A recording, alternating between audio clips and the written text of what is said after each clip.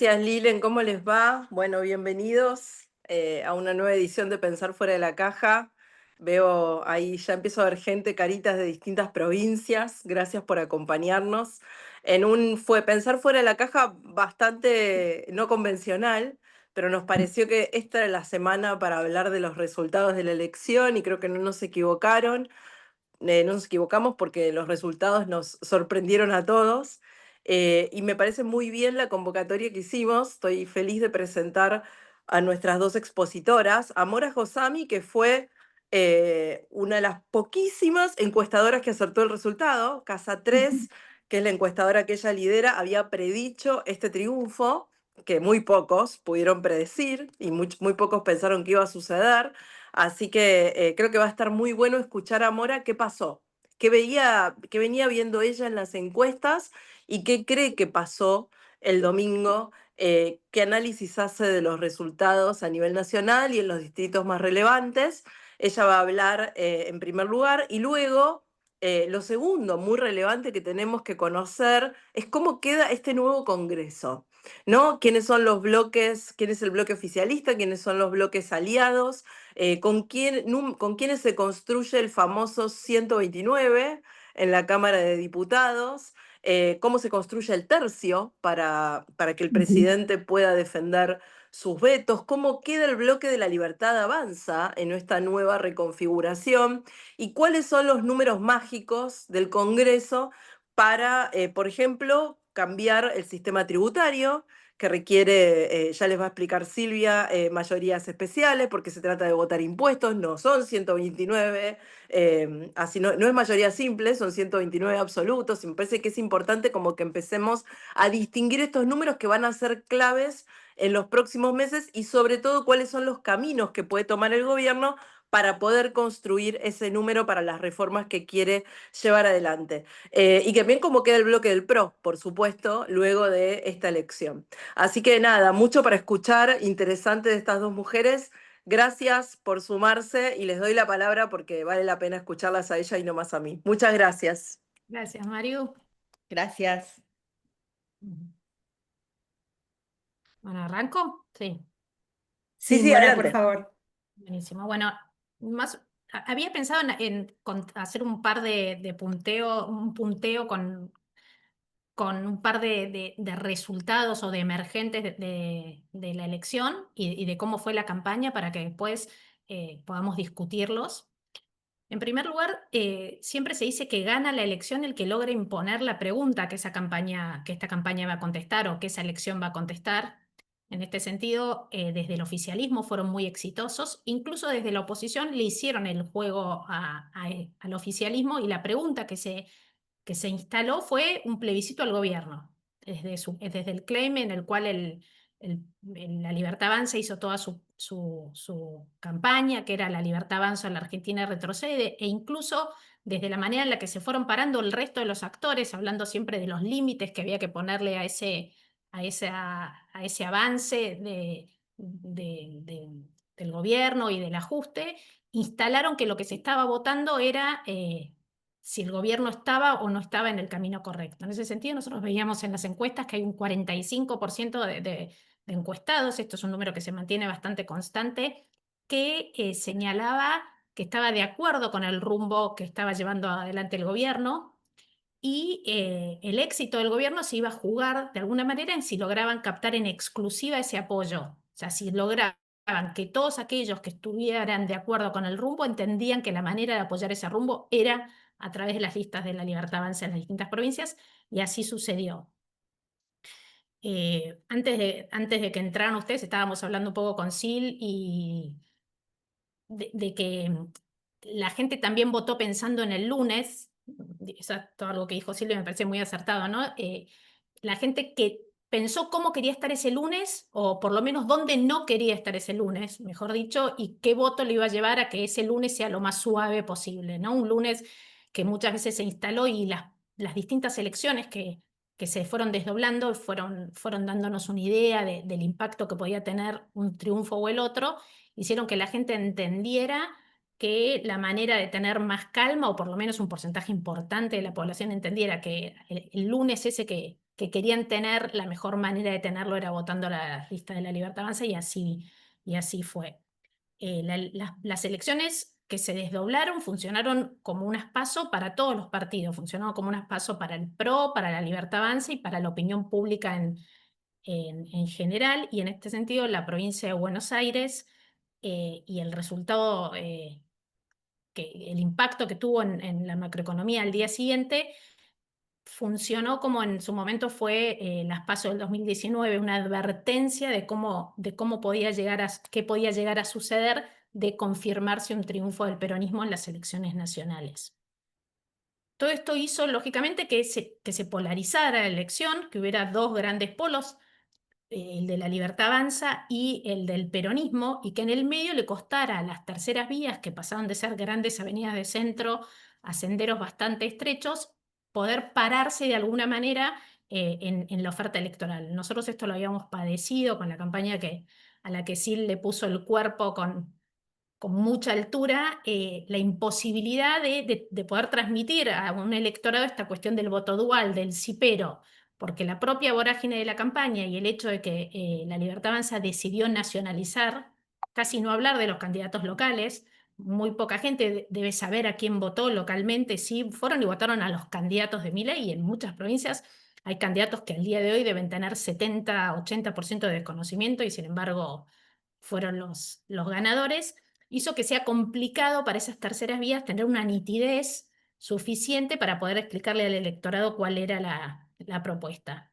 Incluso el hecho de que la gran tercer vía era el grupo de los gobernadores, complicaba un poco la oferta, porque si uno fue las semanas previas, yo escuchaba, por ejemplo, entrevistas de varios de los referentes de este espacio y se complicaba incluso la propuesta. Lo escuchabas a Randazzo señalar una cosa de Nacho Torres, y a Nacho Torres señalar otra de Valdés, y a Schiaretti señalar una de Randazzo. Quedaba como un gran rejunte que hizo perder nitidez, y la gente me parece que no pudo leer claramente cuál era esa propuesta. La campaña se nacionalizó y sucedió algo parecido a lo que había sucedido en el 23.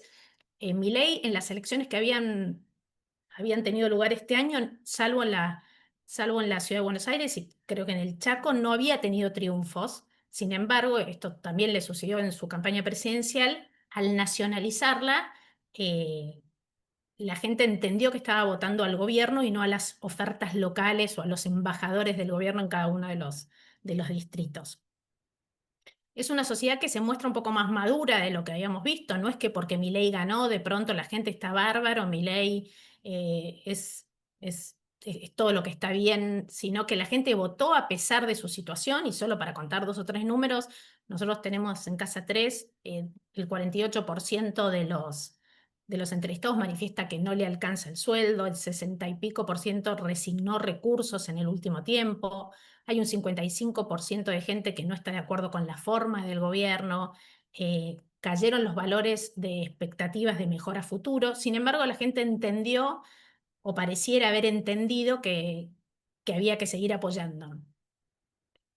Eh, es importante lo que sucedió el 26, pero también es importante lo que sucedió después del 26, ¿no? Y cómo el gobierno interpreta este resultado, cómo entiende que sus votos son en una gran proporción votos prestados, personas que deciden darle, no sé si el último, pero nuevamente un voto de confianza para que lleve al país a donde manifestó que quería llevarlo durante la campaña presidencial. No son votos propios y el gobierno debería tomar nota de esa situación, o no son votos propios en su totalidad. Eh, Otro tema que es importante es la baja participación, de la que ya se ha hablado un montón. Todavía no tenemos claro quiénes fueron los que no fueron a votar, pero sí podemos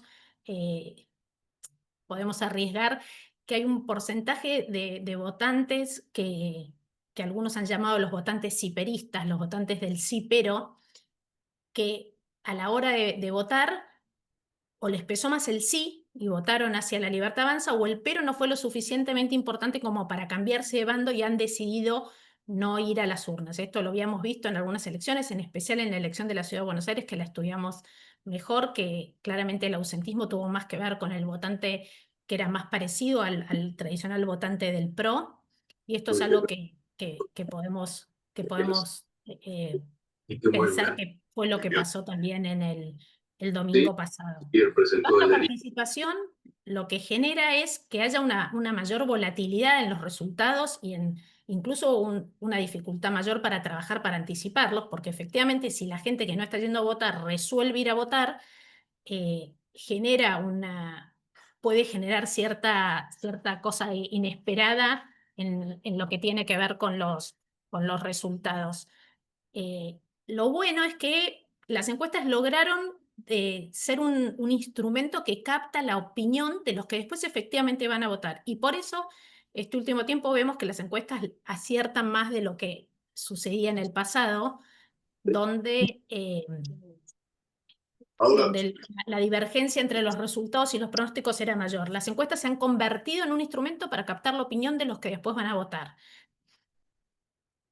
Por otro lado, es importante hablar de el gran porcentaje de personas, con esto de que referíamos del ausentismo, que se llaman, que podríamos llamarlos desimplicados, ¿no? Todos aquellos que no se sienten interpelados por la política, que están decidiendo no ir a votar y la Argentina se va convirtiendo de a poco en un país casi que con un voto optativo, aunque sigue siendo obligatorio. Las últimas elecciones nos han demostrado que la pulsión por ir a votar o la obligatoriedad del voto ya ha quedado como un como un tema bastante pasado de moda, ¿no? También es importante entender que esta elección se encuadra en un contexto en el que no hay ni figuras ni partidos políticos. Seguramente cuando terminen las encuestas, que la mayoría empezamos a hacer el día siguiente, a Milei le sube un poco su imagen positiva, pero aún así no estamos en un escenario en el que haya ningún político que supere los 50 puntos de imagen positiva, ningún partido político que supere los 50 puntos de imagen positiva, y es algo sobre lo que es importante trabajar, ¿no? Y tratar de entender cómo en realidad más que una sociedad argentina, hoy hay dos sociedades. Ya es como muy complicado hablar de qué le pasa a la sociedad argentina porque estamos frente a dos mundos, a dos Argentinas que ven lo que pasa de manera completamente distinta. Y esto se traduce en una alta polarización, en, en una reducción significativa del espacio que hay para que crezcan terceras vías y sobre todo en una escucha cada vez más chiquita o cada vez más acotada de lo que la gente o el ciudadano de a pie escucha de los políticos. Bueno, básicamente esto era lo que un poco quería transmitir, que seguramente esto es la antesala de cómo esto después se traduce en votos y los votos en legisladores. Y la dejo a Silvia que va a explicar eso y después vamos y venimos como les vaya apareciendo en las preguntas o en el debate.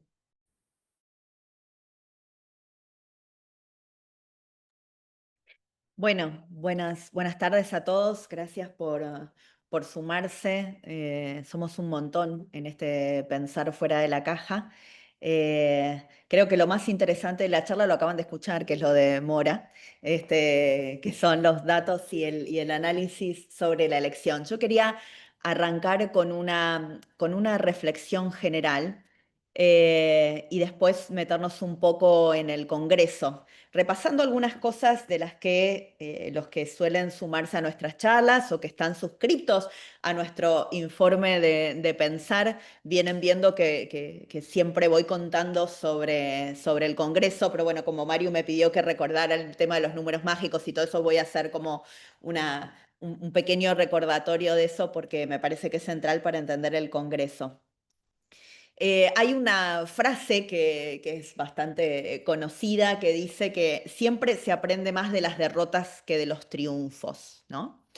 Y eso tiene que ver con que cuando sucede una derrota, eso provoca en el que se siente derrotado en cualquier ámbito de la vida, uno que no le sale un proyecto, un emprendimiento que no te salió o una propuesta electoral que no fue lo exitosa que vos querías, te obliga a una reflexión, a una introspección, a tratar de hacer un análisis minucioso de dónde pudieron estar los errores que te llevaron a esa derrota. Mientras que los éxitos en general fomentan, digamos, la confirmación de dos sesgos, ¿no? El sesgo de confirmación que tenemos, esa suerte de autocomplacencia con las cosas en las que creíamos, y también el sesgo narrativo que tiene que ver, como decía Nassim Taleb, con esta idea de cuando uno ya conoce el resultado es fácil, digamos, construir cómo llegamos hasta ese resultado. Son dos cosas con las que razonamos todos los seres humanos. Pero los que venimos de las ciencias, inclusive de las ciencias sociales,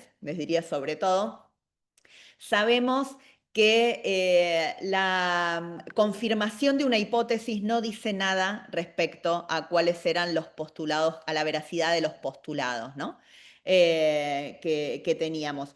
Y eso tiene mucha relevancia recordarlo a la hora de pensar o de tratar de anticipar cómo va a procesar el triunfo el gobierno. De alguna manera, la síntesis de esta introducción es que en general son más fáciles de procesar las derrotas que los triunfos. Y de administrar las consecuencias de esos triunfos. Porque en el triunfo pueden confirmarse hipótesis que eran válidas o pueden llegarse a los mismos resultados aún cuando algunas de esas hipótesis no eran válidas, ¿no? Eso nos dice desde hace muchísimos años, nos enseñó Karl Popper. Entonces, ahora tenemos que pensar cómo cambia el Congreso para el oficialismo, y lo que hay que decir es que cambia de manera muy favorable, obviamente. El oficialismo va a alcanzar casi, digamos, solo o con un poquitos aliados, uno de los números mágicos que tenía el Congreso, y se los voy a repetir a todos y les pido de nuevo disculpas a los que vienen leyendo mi columna sobre el Congreso en todos los informes de Pensar. Pero como yo siempre digo, el número más importante, el número mágico real, es 129 cuando miramos la Cámara de Diputados y 37 cuando miramos el Senado de la Nación, pero también tenemos el segundo número mágico que es el que se alcanzó el oficialismo, que son los 86 diputados, que es el tercio para defender los vetos. 172 diputados, el tercer número mágico, los 2/3, y eso es 24 y 48 en senadores, el tercio y los 2/3. Así que pasamos de un oficialismo que estaba realmente en una minoría donde ni siquiera tenía ese tercio de resistencia a haber conseguido el tercio de resistencia. ¿Y qué nos dice esto de la dinámica política? Bueno, como siempre en la política, cuando alcanzás una meta, tenés que ir por la que sigue, ¿no? Porque esa ya la tenés. Y todos los actores políticos se adaptan a eso que vos tenés y te presentan nuevos desafíos. El número mágico de 129 y de 37 es el número que te permite hacer cambios y transformaciones. El número del tercio es el que te permite resistir los cambios que no querés que se produzcan. Entonces, hoy el gobierno conquistó en una Cámara, pero eso alcanza porque en nuestro sistema constitucional el veto se defiende con un tercio de una sola Cámara, no se necesitan un tercio de las dos cámaras. Puede defenderse, ¿no? Conquistó el tercio defensivo. Y ahora, digamos, tengo que ponerles el pero del tercio defensivo.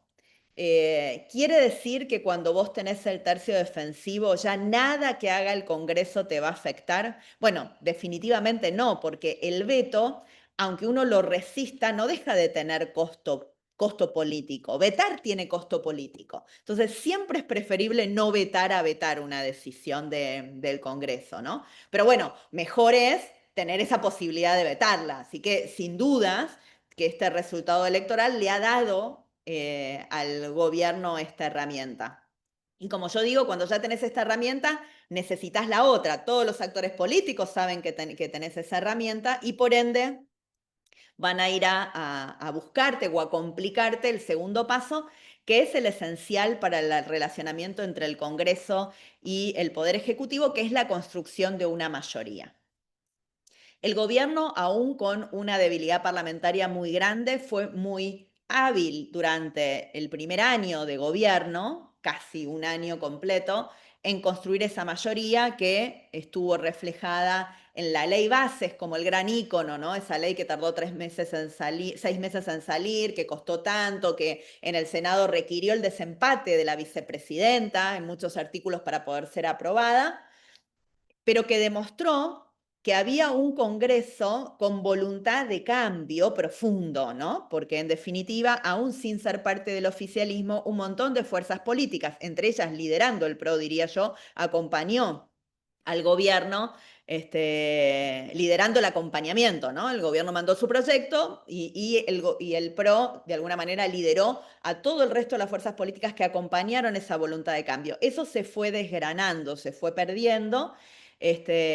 Durante el tiempo, el gobierno no supo sostener esa mayoría. Primero la perdió en el Senado, digamos, ¿no? Y ahí vimos cómo se construyó muy rápidamente una mayoría en contra, y eso tenía que ver con que el peronismo en 34 senadores estaba muy cerca de ese número mágico de 37.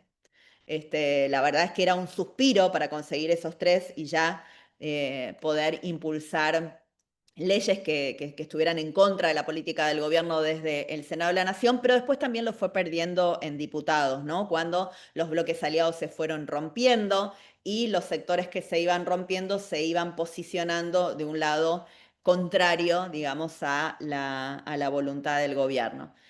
Por ende, con este nuevo escenario, el gran desafío del gobierno es saber leer bien el triunfo. Y en este saber bien leer el triunfo, yo lo contó Mora, digamos, de los muchos análisis que leí en estos días, uno de los que me pareció más interesante es el que decía, la gente votó la sensación, que siempre hay una sensación, una emoción, así como hay una pregunta que decía Mora que define una elección, en general hay una emoción también que moviliza una elección, y creo que hubo una emoción nuevamente dominante que era el miedo al pasado. Y esta emoción se exacerbó con la elección de la provincia de Buenos Aires, donde el pasado pareció revivir, ¿no? Mientras muchos daban, digamos, como terminada esa etapa, la provincia de Buenos Aires fue un recordatorio de que ese pasado podía revivir y esa vocación de que ese pasado quede en el pasado definitivamente movilizó a más gente. Y la movilizó realmente, porque aumentó la participación electoral. Así que la participación electoral de algunas provincias donde había habido elecciones, ahora aumentó la participación electoral, y claramente esa participación que aumentó a favor del oficialismo, es decir, movilizada por esta sensación de que no quería un regreso al pasado. Esta preocupación por el lunes, en definitiva, fue un gran motor, no el único, pero un gran motor de la elección, sumado a otras cosas que estuvieron muy bien y de las que todos nosotros nos sentimos muy orgullosos, como la implementación de la boleta única, ¿no? Creo que la implementación de la boleta única confirmó por qué el peronismo se opuso durante 17 años, desde que el PRO con Tonelli presentó aquel primer proyecto y fue tan difícil aprobarlo, y un gran acierto del gobierno en promover, digamos, la boleta única. Como ustedes saben, la boleta única que se aprobó fue la que nosotros le dimos media sanción en el 2022. El gobierno le dio la siguiente media sanción en el Senado con un gran esfuerzo que yo les reconozco y les agradezco que hayan tomado esa media sanción, le hayan conseguido la media sanción del Senado y luego en tercera revisión entre todos lo aprobamos en la Cámara de Diputados, porque es un logro colectivo, un logro de las organizaciones, de todos los partidos que durante muchos años insistimos por la boleta única, y del oficialismo, obviamente, también de impulsarla. Creo que fue un factor también, un game changer importante, el de la boleta única en esta elección, que no estuvo en la elección de septiembre en la provincia de Buenos Aires, ¿no? Y también es un recordatorio de por qué no alcanza con la boleta única a nivel nacional. Hay que seguir trabajando para que todas las provincias pasen a este sistema que es más transparente y seguir dando la batalla ahí. Pero para no irme de tema y volver al Congreso que viene, el Congreso que viene entonces es un Congreso donde el oficialismo tiene por sí mismo la mayoría defensiva del tercio, con aliados va a estar cerca del número mágico de 129, con aliados, con el PRO, con algunos diputados del radicalismo, pero que fueron en coalición con La Libertad Avanza, de las 3 provincias que fueron en coalición, puede estar superando los 102, 105, algunos dicen 107, es difícil de contar todavía eso, porque hasta el día que se presentan las nóminas con los bloques, digamos, todo puede cambiar y variar sobre cómo se presentan los bloques, pero bueno, se podría pensar en un interbloque de ese número. Igual van a seguir faltando una cantidad de diputados y lo interesante es ver de dónde pueden salir esa cantera de diputados, hacia dónde puede crecer Unión por la Patria y hacia dónde puede y debe crecer el oficialismo para su agenda reformista. ¿Y por qué esto es importante? Porque como yo les decía, el tercio defensivo no alcanza. Como bien lo dijo Mauricio en su tuit unos días antes de la elección, con el PRO no alcanza para llegar a esos 129 y por ende es necesario que el gobierno convoque a otros. Y la pregunta es, mirando los resultados electorales, ¿hay otros a los que convocar? Y la respuesta claramente es sí, hay. Porque voy a tomar acá las palabras del gobernador Kicillof, pero para dar las vueltas, ¿no? Kicillof dijo, no se puede, digamos, no pueden celebrar que 6 de 10 no los hayan votado por el 40% que obtuvo el gobierno. Pero aunque le contáramos a Unión por la Patria, no el 24 que le da la suma exacta de la alianza, sino sumándole otras opciones del peronismo, no superan el 30%. Entonces yo diría, bueno, se puede festejar que hay 7 de cada 10 argentinos que no quieren la opción del kirchnerismo. Y eso tiene un reflejo parlamentario y es desde ahí, desde donde el gobierno puede construir estas mayorías reformistas, ¿no? Es decir, puede construir sus 129 diputados y sus 37 senadores para avanzar con estas agendas. ¿Va a ser sencillo? No, claramente no va a ser sencillo. Y yo diría no va a ser sencillo no por la voluntad que yo creo que la va a haber.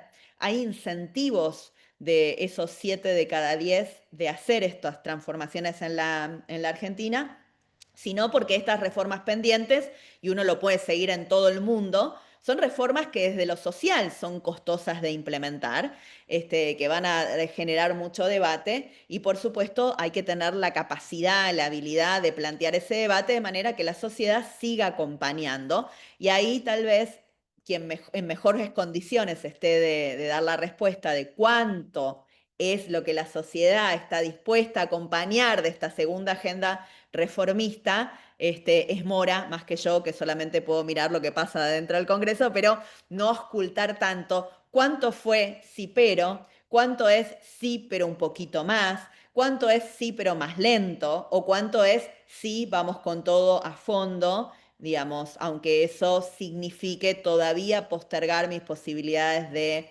progreso, desarrollo o bienestar un par de años más adelante, ¿no? Eso creo que es parte de lo que iremos dilucidando en los próximos meses.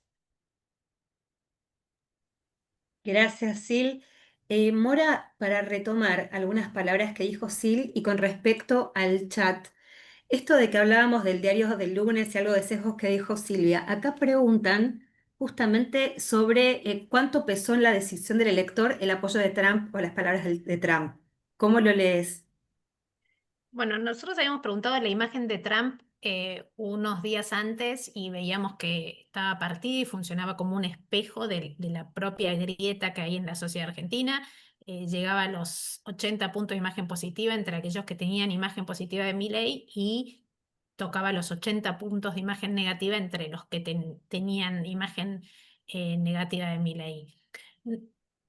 Creo que la ayuda de Trump en sí misma vino también a reforzar una idea de fragilidad, ¿no? Y entonces hizo más evidente quizás la necesidad o la fragilidad en la que estaba la sociedad argentina y sin duda eso operó, como decíamos al principio y como Silvia también decía, en esta idea de fragilidad y de vulnerabilidad que mostró el gobierno y la necesidad de un apoyo y un acompañamiento de la opinión pública más contundente. No creo que haya sido directamente el apoyo de Trump, sino lo que vino a mostrar la necesidad del salvataje, ¿no? Que es un nombre bastante simbólico, ¿no? Realmente te vienen a salvar de algo, no es que estás bien. Ujú. Perfecto, Mora, muy claro. Silvia, acá tengo un mensaje de Partner que dice, la fija en esta elección en Cava, la diferencia entre mayo y octubre está en la implementación de la BUP. ¿Cómo influirá el resultado nacional del Congreso en la nueva legislatura de la ciudad? Bueno, no porque justamente en la ciudad de Buenos Aires ya tenemos nosotros un sistema de boleta única, aunque electrónica, en la ciudad de Buenos Aires, así que, pero sobre todo por la diferencia en general del electorado y de las prácticas políticas en la ciudad de Buenos Aires, prácticas políticas donde que el PRO sea oficialismo hace tantos años en la ciudad de Buenos Aires justamente ha mejorado la práctica política, ¿no? No es la ciudad de Buenos Aires el distrito del clientelismo político, ni muchísimo menos. Por suerte eso en la ciudad de Buenos Aires no es así. Creo que claramente lo que pasó en octubre respecto de mayo es que el PRO fue con la Libertad Avanza y por ende nuestro votante y nuestro voto se sumó en la elección de octubre. Y eso claramente explica un resultado extraordinario, muy bueno en la ciudad de Buenos Aires, ¿no? Para el oficialismo, que en este caso en alianza con el PRO. Clarísimo la diferencia entre mayo y octubre. Justo acá nos dejaron comentarios, pero bueno, son más de opinión y reflexión propia de la campaña. Lo que sí, una de las personas, la Ceci, pensando en algo contrafáctico, dice, esto me hace pensar que en 2019 Macri pudo haber ganado con la U. Perdió con más del 41% y la calle llena de gente dando apoyo. Qué tristeza, sí, por algo Silvia comentaba que hace rato venimos peleando la implementación de boleta única. ¿Qué piensas, Silvia? ¿En el 2019 hubiera sido distinto? Contrafáctico.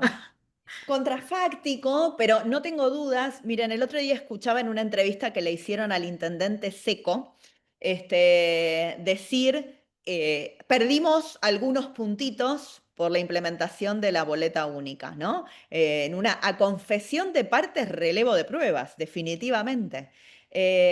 Dos cosas pasan con la implementación de la boleta. Por un lado, el elector encuentra la oferta completa, o sea, la boleta que querías votar estaba en el cuarto oscuro, es el robo de la boleta, que no la encontraras, que no sé qué, no, pero más. Pero por el otro lado, cuando dábamos este debate en el Congreso, yo me acuerdo que una de las cosas que decían es, la boleta es un instrumento con el que hacemos campaña electoral. Y eso era cierto. Te entregaban la dádiva con la boleta, una cosa que, digo, a mí me parece de lo más horroroso que uno puede ver en la política, la entrega de un bolsón de comida con la boleta, de una zapatilla con la boleta, un electrodoméstico con la boleta. O sea, eso es terrible, es una degradación del ciudadano que tiene una necesidad y a la cual se le atiende esa necesidad a cambio del voto de una manera tan cruel como entregarte la boleta con la chapa, el colchón o lo que fuere. Y creo que no hay un reemplazo para eso, ¿no? No hay un reemplazo. La boleta única le otorgó una enorme libertad al elector, más allá de que no les permite hacer la trampa del voto cadena, del robo de boleta, más allá de esa trampa, realmente le dio al elector una enorme libertad. Y nosotros pusimos dentro de la ley electoral la prohibición de sacar foto justamente para eso, para que evitar que el puntero político le hiciera sacar una foto al elector de que había votado la opción electoral, con lo cual le restringimos muchísimo la posibilidad de manipular a los electores. Esta fue sin duda una elección más libre y por eso fue una mejor elección. El domingo ganó el oficialismo en el resultado de las urnas, en la cantidad de legisladores, ganamos todos los argentinos en libertad, en transparencia, y yo me siento yo no les puedo contar el nivel de felicidad que tengo después de tantos años, porque a veces uno parecía, viste, que hincha pelota también, siempre con la boleta única, como con la ficha limpia, que yo creo que algún día cuando lo saquemos también vamos a ver cuánto depura la política tener esos dos instrumentos, pero que rompebola pidiendo la boleta única tantos años, pero efectivamente la utilización demostró que era lo que teníamos que hacer y ahora cada uno de nosotros en sus provincias, en las provincias donde no la tienen, nos tenemos que convertir en los abanderados de la boleta única en todo el país, porque tenemos que liberar a provincias completas donde todavía en las elecciones provinciales vamos a seguir viendo esa cosa horrible de la manipulación de la voluntad del elector más vulnerable. Un dato de la Clarísimo. boleta única que estuvimos analizando es, se pensaba que un miedo que había era que la gente no iba a entender lo de las dos cruces, porque entre las reformas que fueron y vinieron se sacó ese casillero. La diferencia de votos en Cava, por ejemplo, entre la categoría senador y la categoría diputado nacional fue de 2,3%.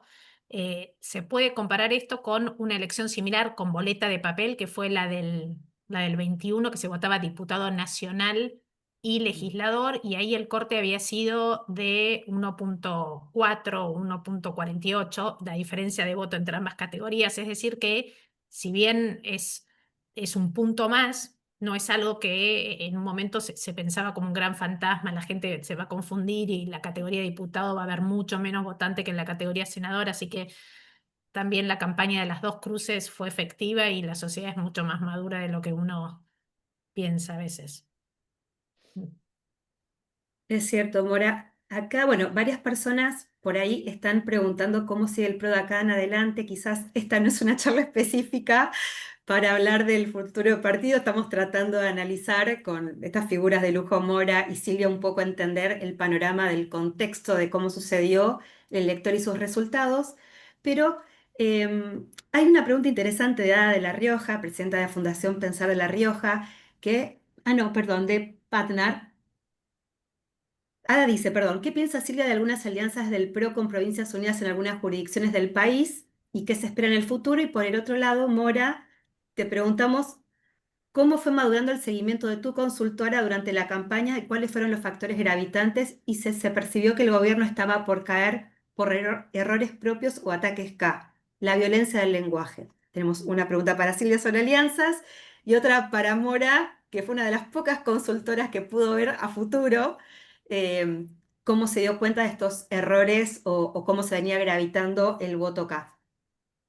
Sí, yo voy a tomar y quiero decir esto porque algunos números de Mora fueron públicos, otros fueron de consumo interno, pero la verdad es que Casa 3 tuvo una cercanía con los resultados muy impresionante y a mí eso la verdad me alegra que alguien a quien consultamos haga bien su trabajo, porque también eso habla de la calidad del trabajo que hacemos en el PRO. Sobre el tema de las alianzas, y ahí estoy leyendo en el chat algunas de las preguntas sobre el PRO, las alianzas, y quiero contestar esto. El PRO dio libertad de acción y cada PRO en su provincia tomó la decisión que creía que era mejor. Y sería injusto juzgar ahora sobre los resultados, porque las decisiones se toman antes de conocer los resultados y se toman en cada caso por distintas cuestiones. No caigamos nosotros justamente en lo que decía antes, ¿no? No hay que leer con este sesgo, digamos, de narrativo, ¿no? De construir ahora la narrativa que mejor se ajusta al resultado. Las decisiones las tomó cada dirigente, cada presidente del partido, cada comisión directiva o cada asamblea partidaria en las condiciones en que estaba en ese momento, conociendo realidades locales que a mí me exceden absolutamente. Entiendo, hay algunas cosas, algunos comentarios que hay sobre la decisión de Río Negro y no dudo en un segundo que la decisión que tomó nuestro partido en esa provincia era la adecuada según lo que evaluaban los dirigentes de esa provincia. Y lo que Y podían, tampoco discúlpame, ¿no? Porque también no es que todo, no es que quizás no sé cómo fue la interna de Juan Martín específicamente, pero no necesariamente es que él en todos los distritos La Libertad Avanza quiso arreglar con nosotros y la decisión de no arreglar fue una decisión que se tomó con todas las opciones en la mesa, ¿no? Porque hubo mucho debate sobre Río Negro, de que si hubiéramos ido juntos metíamos el segundo senador. No sé, me excede la posibilidad real de haber ido juntos. No siempre fue una decisión. Santiago del Estero pasó creo que lo mismo, no es que no quisieron ir, en algunos casos las condiciones del acuerdo eran tan sanguinarias que la única opción que quedaba era ir separados.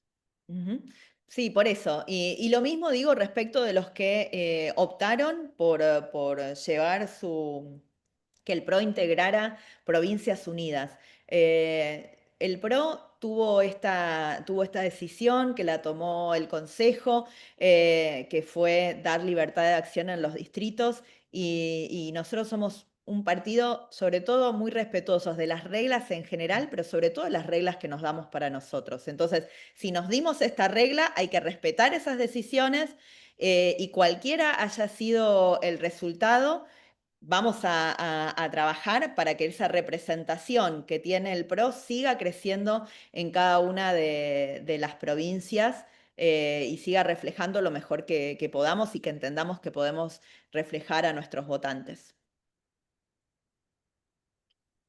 Impecable. ¿Alguna Las preguntas pregunta mías más? eran largas, no me acuerdo si me las repetís. Una era cómo había ido evolucionando las encuestas, creo que era esa. Sí, Bueno, las encuestas se mostraron bastante estables durante toda la campaña. Parte de esto que decíamos de cómo la polarización se instaló y se fue haciendo cada vez más contundente. Esto obviamente implicó quizás se fue desinflando un poco lo que eran las terceras vías, las terceras opciones, pero no hubo grandes movimientos.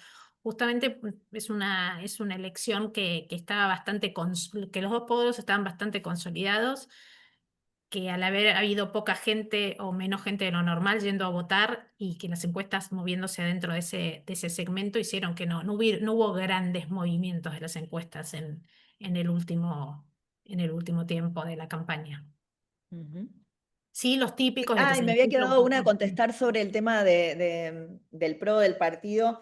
Miren, ninguno de nosotros tiene certezas porque, como digo, el primero que tiene que leer el resultado, interpretar el resultado y ver cómo sigue hacia adelante en el Congreso, cómo sigue en la construcción de su agenda reformista, es el gobierno, digamos, no es el oficialismo el vencedor. Ellos tienen que hacer esta lectura, y plantear cómo siguen. Siempre la mayor responsabilidad es del que gobierna y del que es oficialismo. Ahora, hay algunas certezas que tenemos. El PRO todo el tiempo, en estos 2 años, e inclusive antes, en el momento en que el presidente Macri llamó a votar por el presidente Milei, siempre antepuso el país, la Argentina, los intereses de los argentinos por sobre los intereses partidarios, sin ninguna especulación.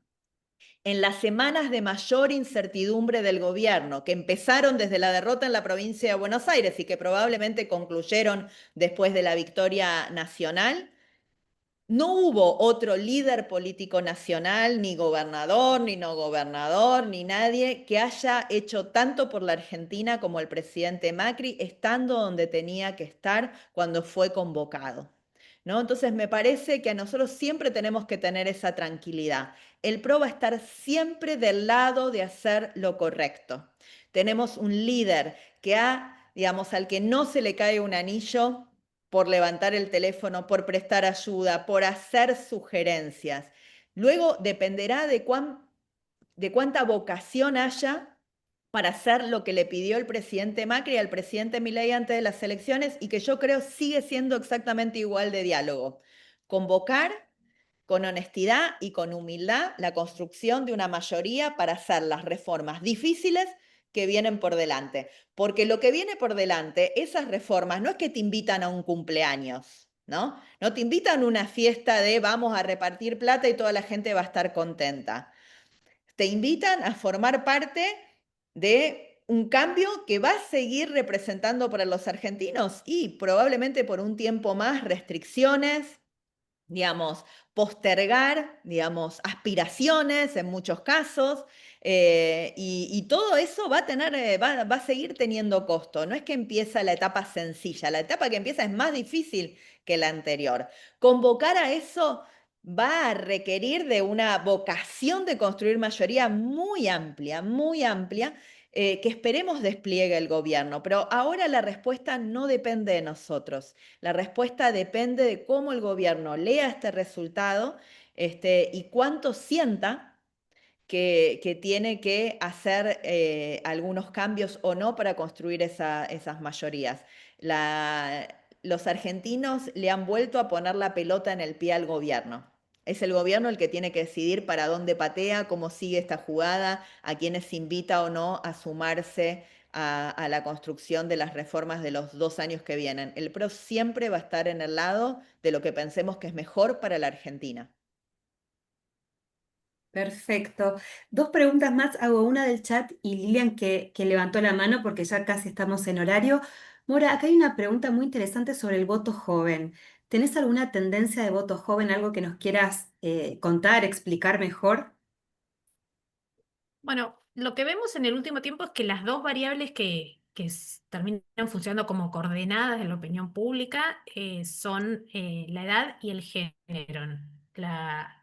La zona geográfica y el nivel de instrucción, que supieron ser indicadores importantes, hoy pasan a un segundo plano. Y hay dos grandes grupos que son los que se manifiestan como el apoyo, el principal apoyo y el principal polo de refracción al gobierno. Son los jóvenes de hombres, básicamente, donde Milei tiene su mayor apoyo, y las mujeres de mayor edad, donde tiene su mayor resistencia. Esto viene a romper un proxy que siempre usábamos en opinión pública, que el nivel de instrucción bajo y los jóvenes se movían parecido, y el nivel de instrucción alto y las mujeres y los de mayor edad se movían parecido. Hoy vemos que el apoyo de Milei se da fundamentalmente entre los de menor edad y entre los hombres respecto a las mujeres. Así que de vuelta no es tan fácil hablar del voto joven como si no el voto de los hombres jóvenes y el voto de las mujeres jóvenes. No hay un solo. Nunca hubo un solo voto joven, siempre estuvo condicionado por distintas variables. Hoy el género de esos jóvenes pareciera ser lo que condiciona el voto más que la edad, o más que el hecho de pertenecer, ¿no?, a un segmento de jóvenes. Clarísimo, clarísimo eso de voto joven y mujer grande, esos cruces que nos puedes explicar, que quizás uno no lo ve a priori y te agradecemos muchísimo. Lilian, sería la última pregunta. ¿Qué es los quién querés que te conteste, Moro o Silvia? ¿Cuál es tu consigna? Buenas tardes. No, quería hacer una corrección a Mora y decirle que yo pertenezco al 41% que no votó. Soy macrista. Con mi hermano somos comunicadores sociales en Facebook y tenemos más de 200.000 miembros macristas, los cuales no votaron porque no nos queríamos pintar de violeta. Yo amo a Mauricio Macri, pero no nos íbamos a pintar de violeta. No apoyamos a Provincias Unidas simplemente porque estaba Lustó o porque estaba Stolbizer. Pero realmente eso de 41% era por el centro. No queríamos votar ni Violeta ni K. Y somos gente No sé cuál es la corrección que me haces, porque yo no dije que eran. que los grupos están formados por la mayoría de gente de 50 para arriba. Bueno, yo voy a retomar algo porque no sé Lilian, qué fue lo que vos escuchaste de Mora, pero yo creo que Mora no dijo eso, no dijo que... Éramos indefinidos.